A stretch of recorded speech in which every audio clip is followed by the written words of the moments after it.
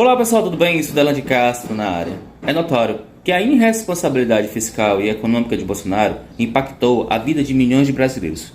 Bolsonaro, junto com sua equipe, gastaram muito para tentar se reeleger, com isso deixando o governo federal praticamente sem recurso para pagar aposentados e pensionistas do INSS. O governo agora pede desesperado um crédito complementar. Para bom entendedor, uma pedalada fiscal para ver se consegue repor o dinheiro gasto indevidamente sem sequer ter a responsabilidade de pagar as dívidas do INSS para as pessoas aposentadas e pensionistas. Josias de Souza traz em sua análise toda a verdade sobre a irresponsabilidade do governo federal, e isso poderia dar até um processo que causaria inelegibilidade ao presidente Bolsonaro, porque ele não honrou o compromisso das contas públicas, deixando o país à mercê de um apagão por falta de dinheiro em pagar os direitos de aposentados e pensionistas do INSS. Fique agora com o comentário de Josias de Souza. Falando sobre o orçamento, Josias, nossa equipe separou uma reportagem da Folha de São Paulo. Governo teme faltar dinheiro para o INSS e traça plano de emergência. Restam só 2,4 bilhões até agora, o fim do ano, não é nem ano que vem, ainda esse ano, e a Casa Civil enviou uma consulta para o Tribunal de Contas da União sobre a possibilidade de pagar aposentadorias fora do teto de gastos. Bloqueio de recursos do orçamento deixou o governo Bolsonaro com apenas menos de 2,5 bilhões para bancar gastos discricionários de todos os ministérios no último mês do ano. Há um temor real de falta de dinheiro até mesmo para despesas obrigatórias, e aí estão as aposentadorias, o que levou o executivo a traçar um plano de emergência. O ministro-chefe da Casa Civil, Ciro Nogueira, enviou para o TCU uma consulta pública sobre a possibilidade de usar crédito extraordinário fora do teto de gastos para bancar despesas do INSS. A tese é que esses gastos cresceram muito depois da aceleração de análises de requerimentos e redução da fila de espera, deixando o governo sem margem de manobra no orçamento nos últimos meses, agora de 2022. O buraco das despesas é estimado em 22 bilhões de reais, 70% correspondem à Previdência. Problemão, hein, Josias? Orçamento todo furado aí. Essa é a realidade que nós estamos vivendo, né?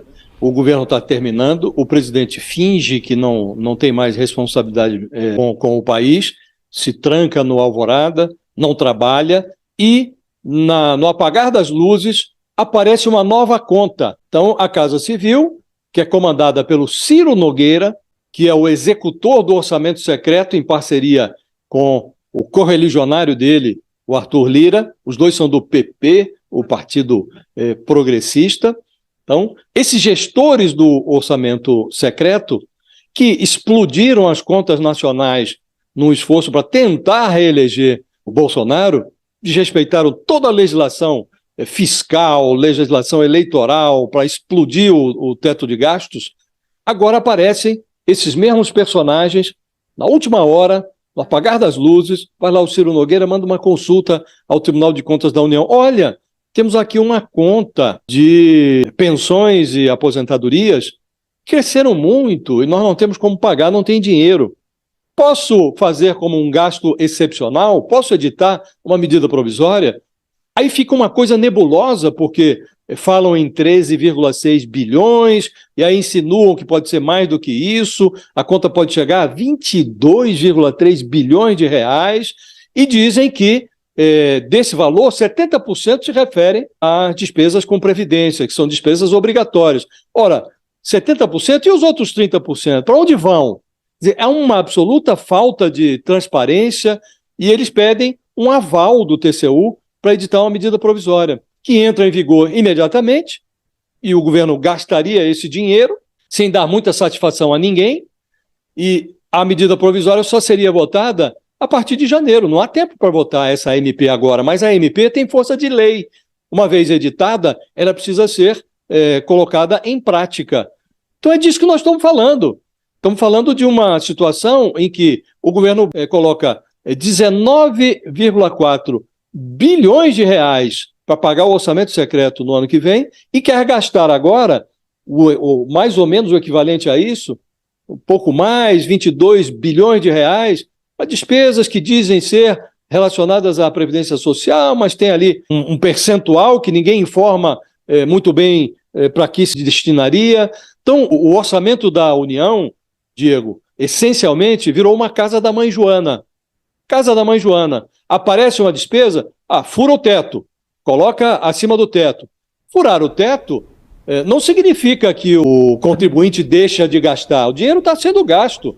Então, o que acontece? Aumenta a dívida. Se aumenta a dívida e o governo não diz como vai fazer para equacionar essa dívida, você aumenta o risco. Aumentando o risco, sobem os juros. Junto com os juros, sobem o dólar, a cotação do dólar. Subindo o dólar, sobem os preços dos alimentos na gôndola do supermercado. Quem sofre? O brasileiro mais pobre, o brasileiro mais desprotegido. Esse que já está passando fome, esse que está na fila do osso, esse que está na rua, desamparado, esse é o brasileiro que mais sofre.